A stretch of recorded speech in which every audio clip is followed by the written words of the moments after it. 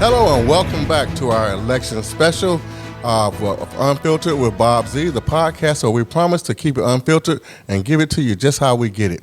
Today our guest is Andria McClellan, Norfolk City Councilwoman for Super Ward 6. Mm-hmm. I know that's my Super Ward. I should have known that. But she's going to be here today. The way we're doing our election special, we have people from all different genres. We have some people from the spiritual, religious community. We have a couple of people that are elected officials. We also have some people that are just regular people that are out trying to promote whatever cause they may support. Some people are in favor of the casino and other referendums. Some people want to vote yes, and some people want to vote no on the ability for citizens to take an active part in the redistricting and drawing the lines so they can, their representatives can be chosen. Today we're just going to discuss a few things that I know that our councilwoman, I have to have full disclosure. I think Councilwoman McClellan is one of the most genuine council people that I've ever been associated with. Whether you agree with her or not, she gonna tell you. Unfiltered. That's the name of the game, right? Right. So she can be the unfiltered councilwoman, and this will be the unfiltered show. So it's a perfect match. My first question is, from your bird's eye view, what are the most pressing issues on the federal, state, and local level during this really, really wacky election season? Well, I think the first one is addressing COVID. Before we can do anything, we've got to have a plan for how we address it at the federal level. I'd like to see, as everybody has talked about, having that plan, talking about testing, talking about PPE, and once we get that under control, getting hopefully a vaccine, and getting the confidence of the American public, then we can start to get back to normal, whatever that new normal is going to be with our economy, et cetera. So I think that's absolutely number one. The economy will not improve until we have a plan to address COVID. A plan would be nice. What about on the state and local level? I know everything pretty much rolls down from the top. Sure. So we don't have a plan at the top, then it's kind of difficult. However, we've been doing it thus far. I know on the state level we have had, I think we've had great leadership from Governor Northam in the light of what we're dealing with. But on the local level, how do you feel that what's the question they always ask? What grade would you give yourselves? As far as Well, so I think one of the challenges as it relates to COVID and the CARES Act funding is that the funding from the federal government is not going directly to the municipalities unless you are a city of 500,000 or more, a city or county. And that's only Fairfax County and the state of Virginia. So we are waiting for money to go through the state, and then it comes to the municipality. So that's a challenge. The other challenge is we're getting that money is we have to spend it by December 31st. It has to be one-time spending. It can't be in our budget, and it can't replace a budget shortfall. So we really had to be creative about that. One of the other areas that I think at the federal and the state and the local level that we have to address is access to broadband. Right? This is something that I've been working on regionally with our regional broadband ring to create more competition, which lower prices and create more opportunities for broadband. But now with COVID, we've got kids who can't access their classrooms. Exactly. We've got folks who need to go to the doctor with telehealth. And if they don't have access to broadband, they're stuck there. Citizens who need to access government services and, of course, just telework in general. So I think the federal government needs to be a leader there. I think the state of Virginia has an opportunity, a real moonshot, if you will, to invest heavily in broadband connectivity. And a lot of times we talk about broadband as it relates to the unserved rural areas, and that's definitely an issue. Right. But in cities like Norfolk and cities like Richmond, where there is broadband in the ground, we still have people who don't have broadband access because they can't afford it, because they don't have devices, and because they don't have the digital literacy. So I'd love to see the state and the local level also play in that area too. So I think that's huge. I think Norfolk's doing well with COVID and with our response, trying to ensure that folks who are experiencing homelessness have a place to stay. That we are investing in our small businesses with our small business development grants. We're putting over $2 million in there because small businesses are the foundation to our economy. That's a huge issue there. At the school level, it's a challenge. Listen, I've got a 15-year-old at home at Maury High School who's going to virtual high school. He's doing okay. He is doing just fine. I worry about our families who have little ones. Oh, wow. And how in the heck do you go to work and deal with little ones at home who are in virtual environment? So childcare is a huge issue that we've got to address at the local, the state, and the federal level too.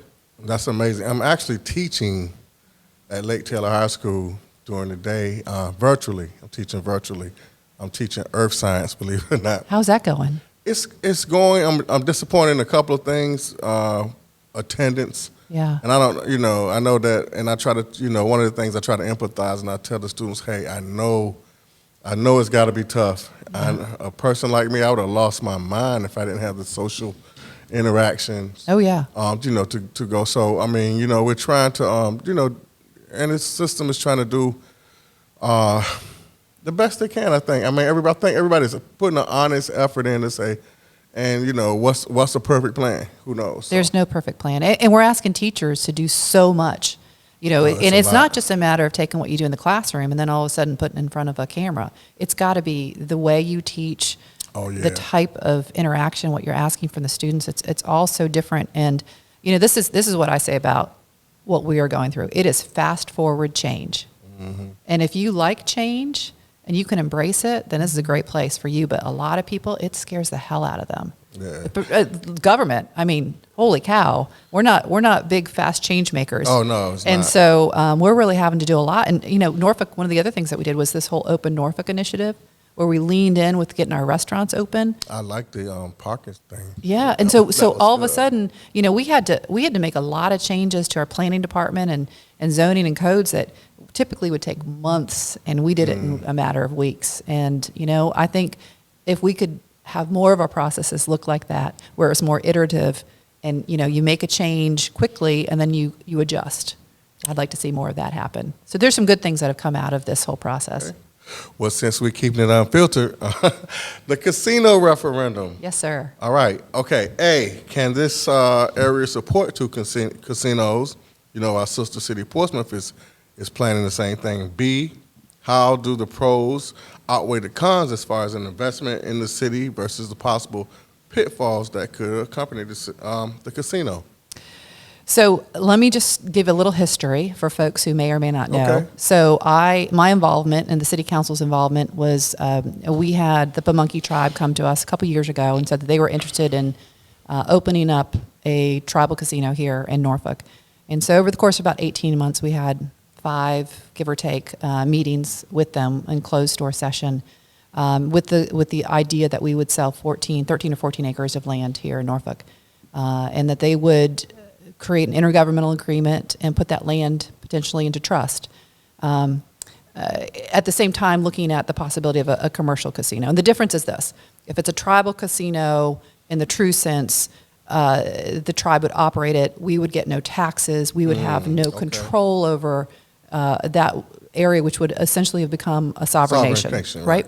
And so my concern when we brought that to the public in September of 2019 was I felt like that was a big ask of the city and that the public needed some more information. And so at the time, I was the fly in the ointment. You stood your ground.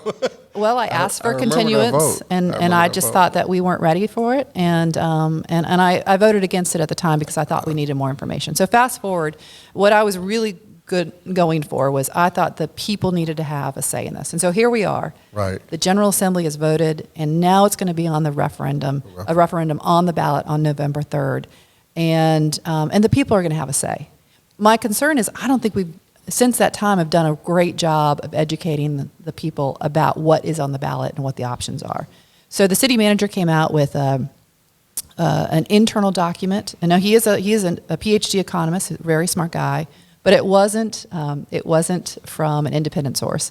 And it shows that with his analysis, about $25 to $40 million in revenue a year. It doesn't really take into account a whole lot in terms of the expenses. I will say what's good about this deal is that the city should not have to be paying any. Typically, we would pay some sort of tax incentive or rebate or infrastructure costs, and on the face of it, we won't have to do that. We're not doing no infrastructure, no ingress? Well, that's, I mean, outside of that area, are we going to have to do something with our seawall? Are we going to have to do something with transportation? Depends who you ask. Mm-hmm. I suggest that there are going to be some city money that is going to have to go towards there. We're looking at higher public safety costs. We haven't determined what those are yet, maybe 6 to 8 million. There's a cost to pathological gaming, and the city manager estimates that between $2.5 to $10 million. So net, I don't know if it's good or bad for the city. Here's where I think the city of Norfolk needs to focus right now. We need to be working towards next generation jobs, high paying jobs, innovation jobs, and hospitality is important, and tourism is definitely important to our community and to the region. This is not the area where I want to spend a lot of time and focus. And I am worried about the fact that the casino always wins, house always wins, which means somebody loses. And I worry that the people who can least afford to lose will be the folks who are losing, and they haven't been sitting at the table here. There's the argument that there are going to be jobs for the community, and I hear that. I just think that the research that I've done, and it is anecdotal, is that free money is never free. Right. And it's easy for elected officials to sign up and say, we need money, so we're going to take it, damn the torpedoes. And while I think we've done some analysis, I am very concerned that this is going to come with a lot of risks. And to your question, with Portsmouth on the table too, do we have enough to support that here? And are we going to be bringing money from outside of the area to the community? Some say yes. I'm skeptical. I am skeptical. And so here's what I do want. If this does pass, I want to have annual reports of what benefit actually came to the community. We often sell economic development deals in advance, and we never hear after the fact did they actually give us what we were sold. Right. And so that's what I've asked the city attorney. So city manager, I don't know if it's going to be a success or not, but here's the good news is the citizens have the right to vote on it, and they cast their ballot on November 3rd or early. I hope folks vote early. I voted early on September 18th. I'm still waiting, not because I'm undecided, but just, I don't know, I just want to feel that empowerment of going on election day, I guess. It's just my husband's waiting until election day too. Just a powerful thing to go and cast your ballot. Yes, sir. It's a real powerful feeling. I want to ask you. I'm going to. So let me Go just ahead, one last thing, Okay. and I think this is really important.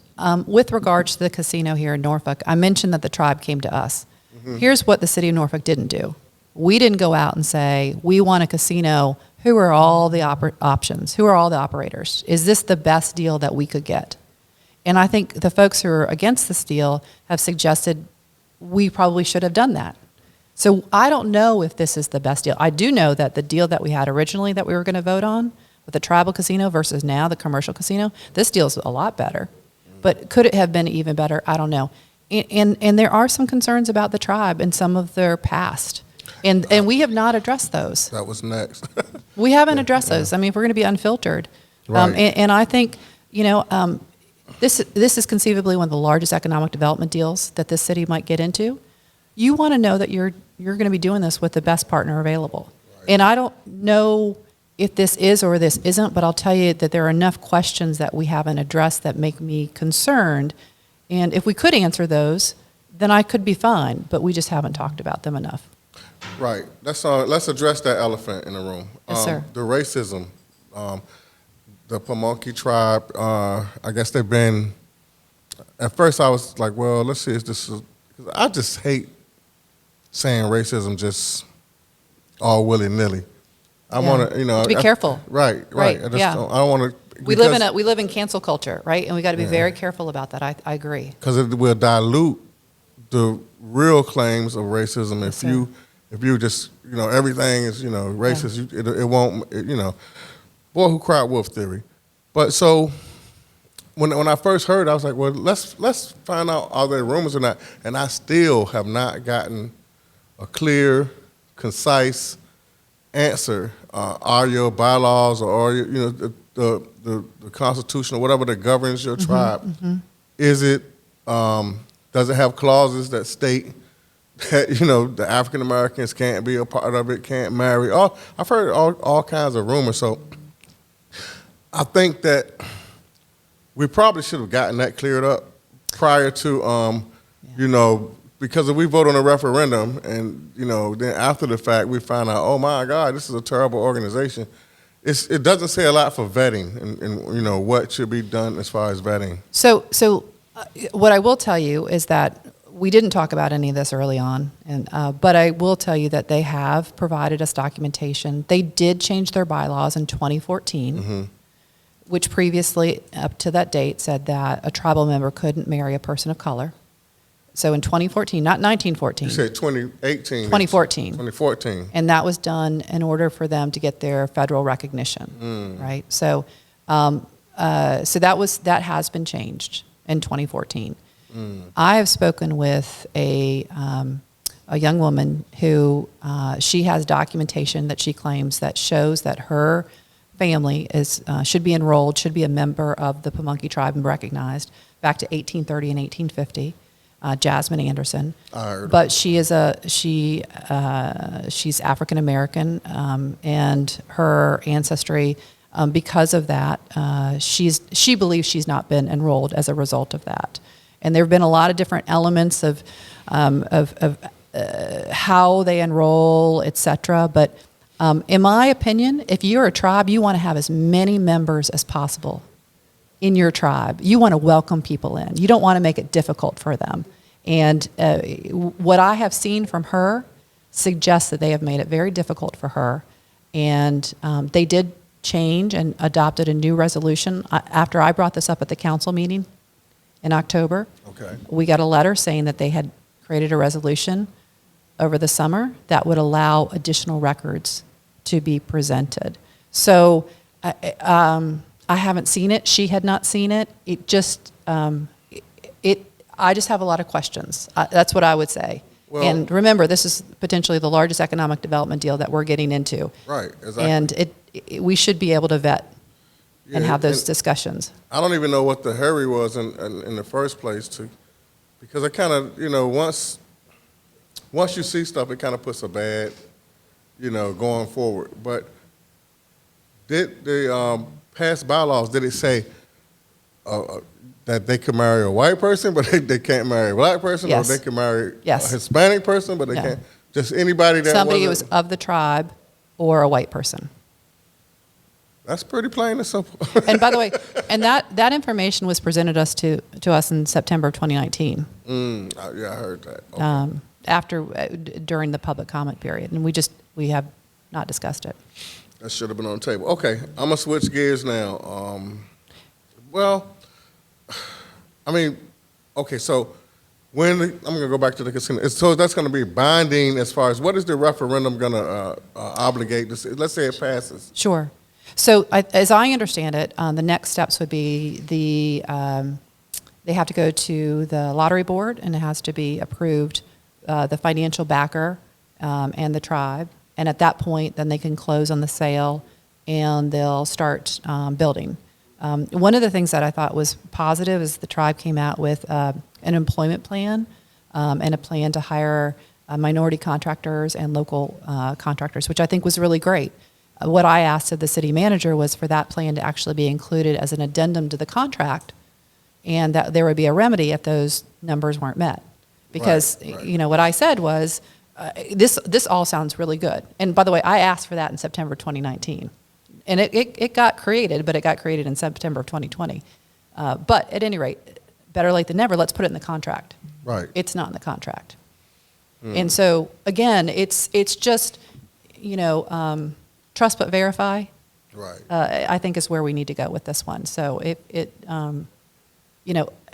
citizens, y'all have a chance to vote and make your voice heard. And there are definitely pros and cons.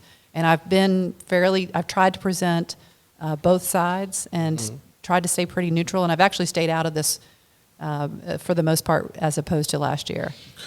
Okay. This is actually the casino is a whole show in itself, but right now we're just gonna try to the light rail. When it first came along, they were calling it the train to nowhere. Mm-hmm. That was the nickname. It was the train to absolutely, positively nowhere. I guess because a lot of hopes were pinned upon Virginia Beach. Yeah, it was considered a starter line. Being a good partner Virginia Beach, and meeting us halfway. Yeah. I mean, I think it would have been a very positive thing for this region. Yes. I guess they weren't feeling the regionalism piece, but I'm still thinking now. It's like almost for me, it's a no-brainer that, and I can't see if we have the world's largest naval base in the world, and a fairly large university. Several. 30,000, what, ODU, 30,000 students or so. And it's the West Way all the way up, and you have you have some kind of infrastructure with the Lamberts Point trains and all of the run. Why not run to the naval base? The light rail seems. So listen, I'm vice chair of Hampton Roads Transit. I saw that. I've been on the HRT board for maybe 3 years or so ago. Started, and a couple of things. Number one is we're doing a study. We did a study of the west side.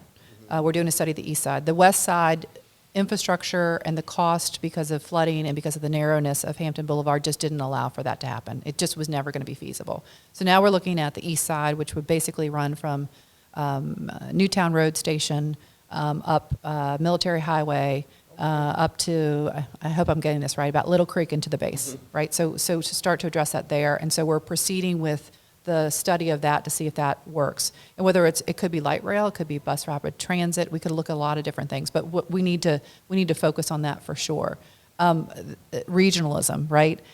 We just landed for the first time ever $30 million annually of dedicated regional public transit money. We have never, ever had that. So we don't have truly a regional transit system. We have 6 different cities putting in however much they want to put in for whatever level of service they want, but it's not regional in nature. It's been regional in name only. So now we finally have some dedicated funding, and we're going to get, I think it's 13 regional routes, every 15-minute service.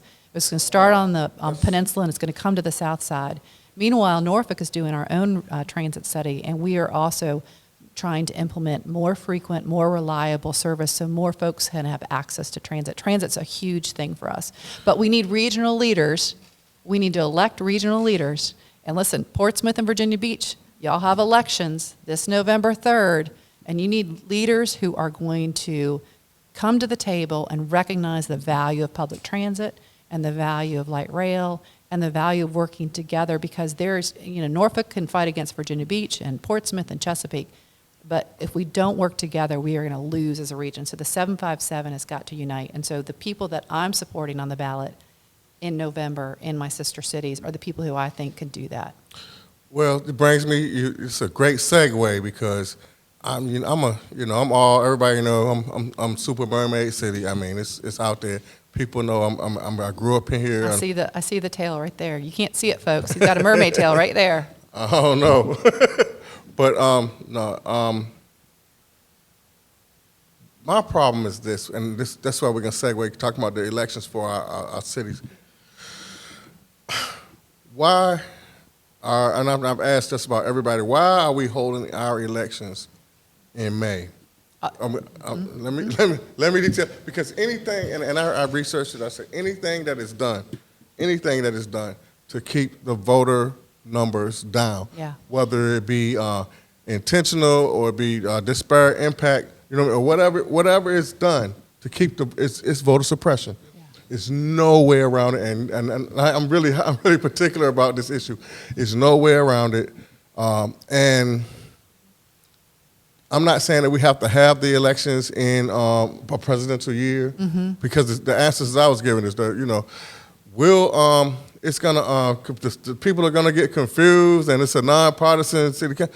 Give people credit. I mean, we're not that ignorant that we can't, decipher, whether. I mean, I think it's a slap in the face to suggest that people can't figure out.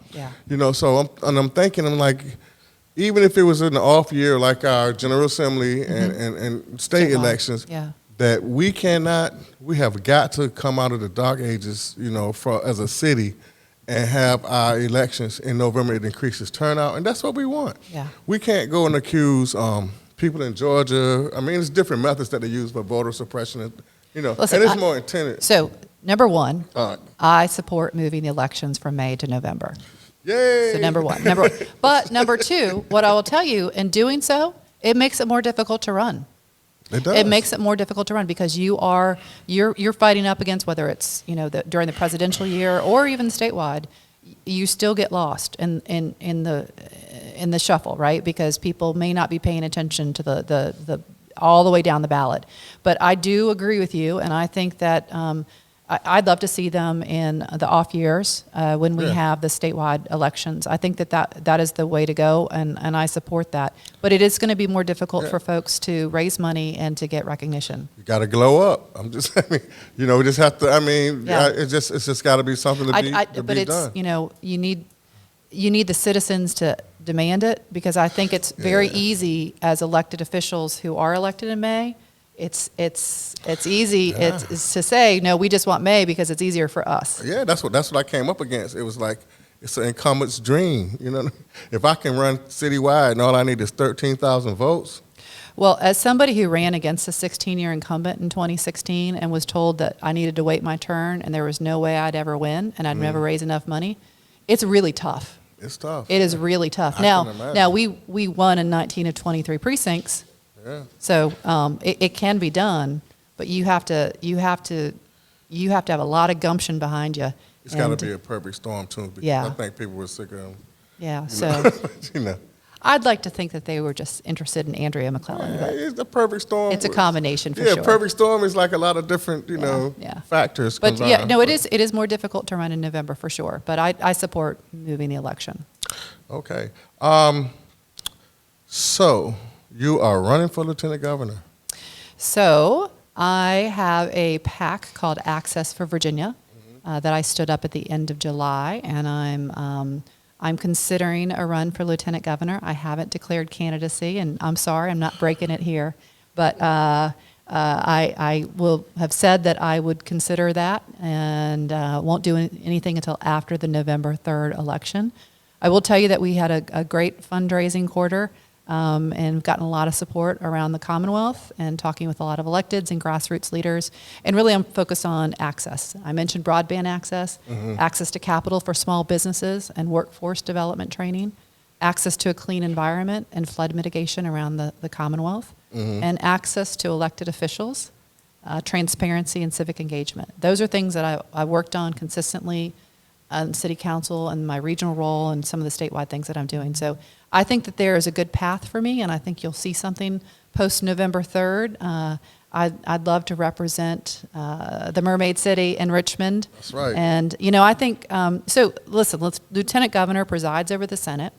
The position breaks the ties in the Senate, so it's very critical. And then the other 9 to 10 months of the year, you have a statewide platform to do whatever the governor wants you to do, whomever he or she is.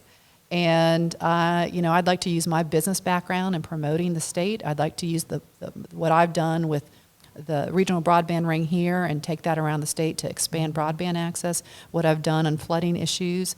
I'm a recovering entrepreneur. I used to chair the Small Business Advisory Board for the state under Governor Warner. I'm on the boards of 757 Angels and 757 Accelerate. So I think I can bring a lot to the table, and I'm really excited. And you know what? There's never been a woman in the lieutenant governor role in Virginia. Well, somebody's running from the governor that's a friend of mine as well, and I was just brainstorming. I can see McClellan and McClellan. People will know the McClellan name after this race for sure. Yeah, so I'm thinking that would be a great ticket. Okay, well, it's been a very interesting conversation, and I want to thank you for coming on the podcast, Unfiltered with Bob Z. You are one of the politicians that I really, really appreciate, because no matter whether I agree with you or disagree with you or anybody, you're going to keep it real, or as my son would say, keep it 100. And I'm really, I wish you well with the possible running for lieutenant governor, and I think you'll do well. And I just want to thank you for coming on Election Special. Everybody have a great day. I'll see you when I see you. Thank you so much. Great to be with you. All righty. Everybody vote.